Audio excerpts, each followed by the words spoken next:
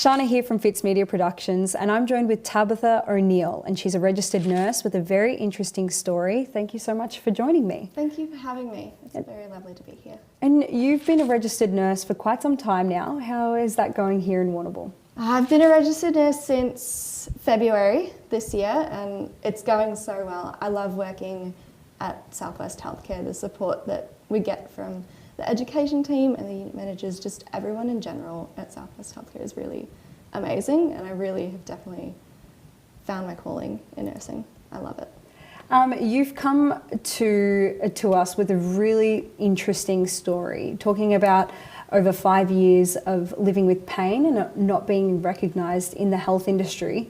Can you tell us a little bit about that and what that looks like for you and what that looked like as a young person as well?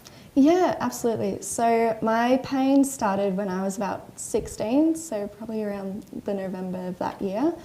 And it just kind of started with what kind of felt like a pulled muscle, you know, like up in my shoulder. And so I didn't really think too much of it at the start because I was very active. I was doing gymnastics and things. I thought like it was very real possibility. It was just a pulled muscle. So I kind of just let it be, did the whole Panadol, heat, ice, all that. Didn't get better after a couple of weeks, so I went to see my GP, who he also thought it might have been a pulled muscle and maybe like a little tear. So we did like just an initial ultrasound to see if there was anything bad going on, which came back there was nothing that could be shown on the ultrasound. So he pretty much just said go do some physiotherapy and it should heal on its own. So gave that a crack for a couple months. Wasn't really doing anything, but it wasn't too severe at that point. It was just kind of like annoying, you know, it's there, but you can live your daily life. But then I went back to the GP after about 6 months of it just not getting any better and slowly increasing. And again, it's just a pulled muscle or something, it'll heal on its own, give it time. And I pretty much, that's kind of been my experience for the past, I'd say it was a good 4 years of just going to a GP because I felt something was off because it wasn't getting any better no matter anything I tried to do, like that they suggested. I tried everything, nothing was helping. And so that was pretty much a good runaround for about 4 years. And then in, I'd say around October, November of 2023, I started getting a lot of other symptoms along with it. So I'd have a lot of like pins and needles in my hand and tingling like all the time, and my hand would go quite numb a lot, and it'd often be blue and ice cold and would sometimes get a bit swollen. So I was definitely like, something's going on here. And that's when the pain really started to increase quite a lot as well, up with my shoulder. And it was to the point where like doing anything like that I needed to lift my arms up, any overhead activities were just so painful that like I could do it for maybe 10 seconds and then I'd need to sit down for like half an hour. Yeah, right. So it started getting bad, and I went back to more GPs to be like, hey, I think there actually is something like going on. This is how long it's been happening for. These are my symptoms. What do you think? Kind of hoping they would do like an MRI or just something to investigate. And they, again, just, I was told I was over-exaggerating it, I was making the pain up, or it was all in my head, things like that time and time again, which was quite frustrating for me, especially at the time studying my Bachelor of Nursing. And I was like, I know kind of what a normal body is meant to feel like, and it's not this. Like I was in pain and I was having things happen, and I was like, this isn't normal. So it was a bit frustrating because so many people like in the healthcare industry telling me that, oh no, you're making it up, it's all in your head, all that types of things kind of got me second guessing myself for a little while. Like I would start being like, oh, is it really as bad as I'm thinking it is, or am I just like making it up? But luckily I had really amazing friends that had seen me through this journey so much that they were like, no, absolutely not. Like we can tell that you're in pain. We see all this other symptoms going on as well. Yeah. I was like, okay, that's reassuring. So I'm very lucky with the friends that I've got. And then I'd say in about January of last year, so 2024, it got so bad to the point I couldn't lift anything heavier than a water bottle. I couldn't even like physically close my hand enough to hold a pen at times because it just wasn't like apart from the pain, it just like, my hand just wasn't working. Like it was quite noticeably weaker and a way less range of motion than what normal would be. Mm-hmm. Could you use your other hand? I could use my other hand, yeah, absolutely. Like I had no Yeah. problems, and I kind of had to learn to become Dependent. ambidextrous because I'm right-handed and all my symptoms were on my right side. So I kind of had to learn to do things with my left hand, which has its pros and its cons for sure. It was a lot harder, but it's also good that I now can do some things left-handed too. Yeah. But yeah, so in January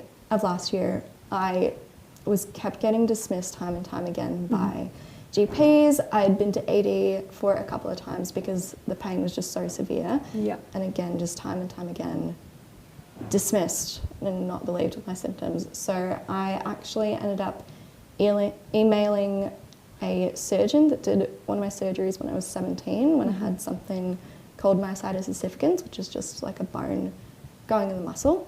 And I emailed him knowing that it wasn't really his area of expertise, but kind of hoping he'd be willing to see me to at least point me in the right direction. And you did this off your own back? Yeah, off my own back. Just used your initiative and thought, you know what, I'm going to talk to an industry professional. Yeah, 100%. You went straight to the CEO by the sounds of it. Yeah, pretty much, because he was like a plastic reconstructive surgeon. Sure. He did some hand surgeries as well, and me having like all the symptoms in my hand, I was like, okay, if I've got to start somewhere, like with no referral, this is, I reckon, where I'll start. So found his email online, and like I gave the clinic a ring and I sent him an email, and luckily they were happy to see me and to kind of point me in the right direction, which I was very grateful for.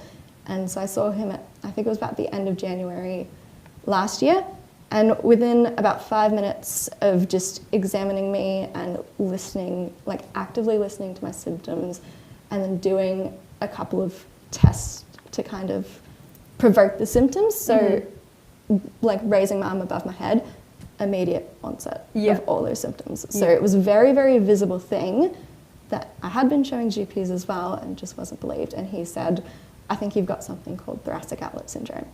And I was like, cool, what's that?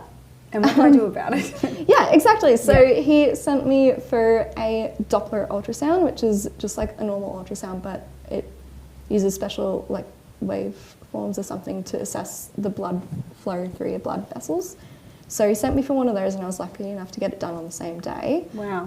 While I was in Melbourne, so I didn't have to make another trip from Warrnambool. And then he sent off a referral to another plastic and vascular surgeon at St Vincent's in Melbourne, the private hospital.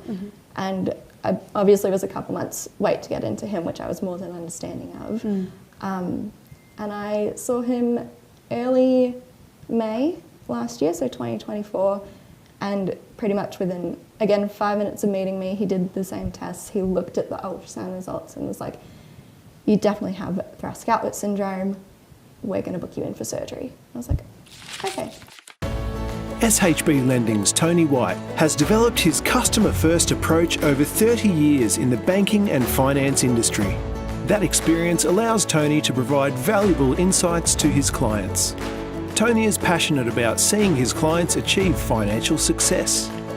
SHB Lending helps you manage financial arrangements, guiding you through key life moments. If you're thinking finance, it's simple.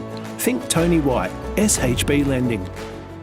At Bloom's the Chemist, our team are proud to be truly community-minded, putting you first in everything we do. We're passionate about providing you and your family with the highest level of care through genuine relationships and personalised advice. With a wide range of health services and quality products at the best possible price, it's no wonder we're at the centre of your healthcare needs.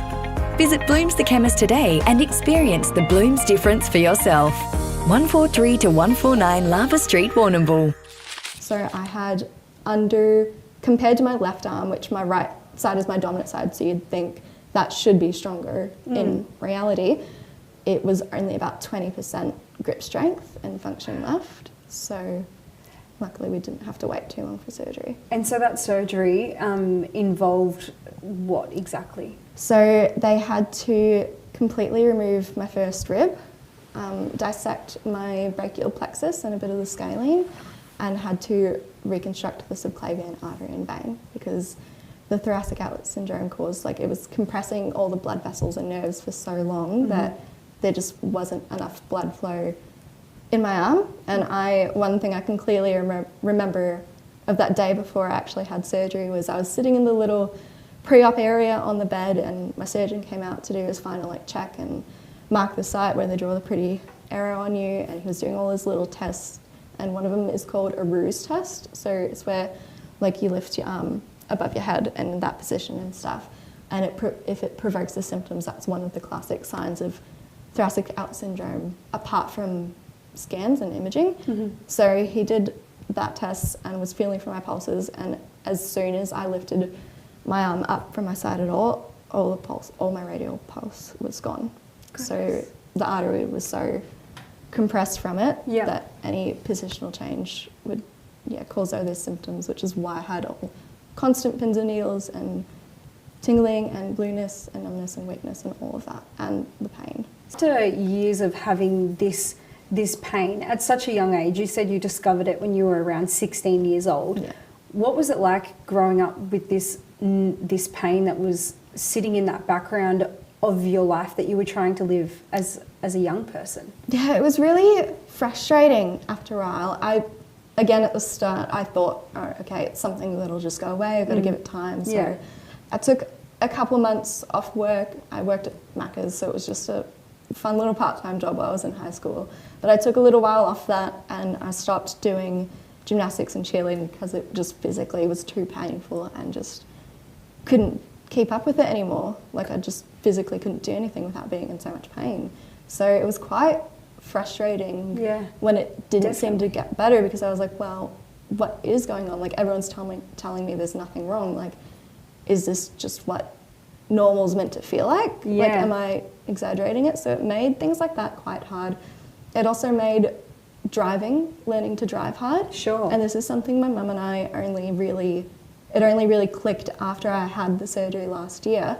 Because when I was learning to drive, I quite often would always only drive with my left hand. Yeah. And Mum didn't like that at all. She was very much the 10 and 2 at all times. Yes, yeah. And she said to me last year, she said, you know, I've only just realised that when you were learning to drive and you were only driving with your left hand and I was yelling at you all the time, we'd be bickering heaps, it's because it was too painful for you to use your right arm while driving. And I was like, oh my gosh, you're right. Like, I must have subconsciously, like, I've been overcompensating. Very, very frustrating being in so much pain, yet being told nothing's wrong and not being believed. Also, now, as a registered nurse, you have a deep understanding as to what the health industry looks like. Yeah. In reflection, do you think that there's anything that could have been done differently through, you know, your GP, because you ended up pivoting to private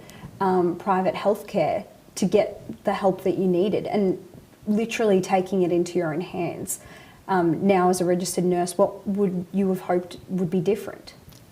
Honestly, the only thing I can, like, the biggest thing I can say that would have made a difference is if someone had believed me from the start. Even if there wasn't a clear cause, because when it first started, it was just the pain. It was none of the other symptoms, so it wasn't anything visible. But even if at the start, when that initial ultrasound came back with nothing yet, it didn't get better, if someone had believed me and said, okay, I believe that you're in pain, I just don't know why, I will refer you to someone who does, maybe, like someone that would have the answers, like a pain specialist. Like, I'm luckily under the care of a great pain specialist now. Yeah.